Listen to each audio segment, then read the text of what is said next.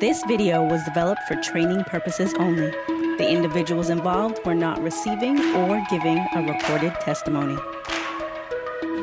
Legislators, I'm going to instruct you that we will only have time for two questions. So if you each want to ask one question of our people here for testimony, and then we'll get to our next one. Does that work for you? It does. All right. If you'll keep it short, and please tell us why you're here, ma'am. Well, thank you for allowing me to speak. My name is Jasmine, and I'm a parent of a child who's had behavioral issues in school. So I'm here to talk about the House Bill 491 student record. I don't support students' records being transferred to the next stage of their academic life without revision to that record before it gets to the next stage, because it doesn't allow for adequate information based on the student's needs now. So a file that a child might have had in elementary school might not necessarily be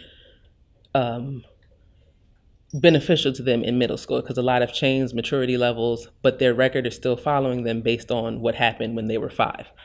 So I'm in support of not having records follow children without revision to those records before they go with the child. Okay, and thank you for coming in. Just to be clear, do you support this bill or do you oppose this bill? I guess I would oppose it being transferred, student records being transferred. And this bill transfers student records. You Yes. oppose it? Okay, Yes. Wonderful. That's good to know. Committee members, any questions? Yes, thank you so much for coming to testify for us. We'd like more people to do that so that we understand. So you're saying that you think records shouldn't follow students from one level to the next? I think behavioral records shouldn't follow students to the next level without proper revision to those records. Can you explain how that might affect the child? A child who's at 5, who's new to just academic environment, might have an issue, just social anxiety. But by the time they've reached middle school, have gotten over social anxiety. But their file states that whenever they're in a social environment, they may have disruptive behaviors. So now in middle school, they're placed in a classroom for kids with disruptive behavior. But that's no longer the child. But because this record says this, it has to be followed, and that is unfair to the child to advance academically. Okay, thank you. That makes very good sense to me. I would like to follow up with, I guess, more of a question, if I may, a question. If the record doesn't follow the child,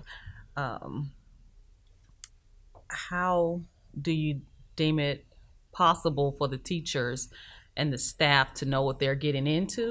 Because although some of the behaviors have changed, some just very resurface and follow the child. So if you leave it out or you make provisions, those details may be left out.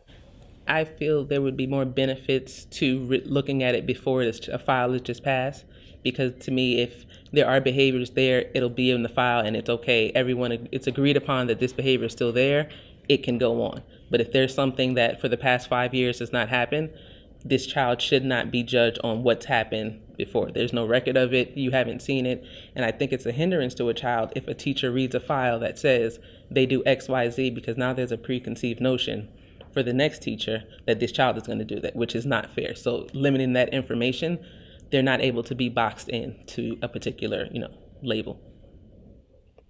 Thank you. That was an excellent point. I appreciate it. Yes, thank you for joining us. And if you, on your way out, we'll just make sure that my secretary over there gets your contact information in case any of our committee members have follow-up questions. You can return to your seat. Thank you. Thank you very much for coming. Thank you for listening. This video was developed for training purposes only. The individuals involved were not receiving or giving a recorded testimony.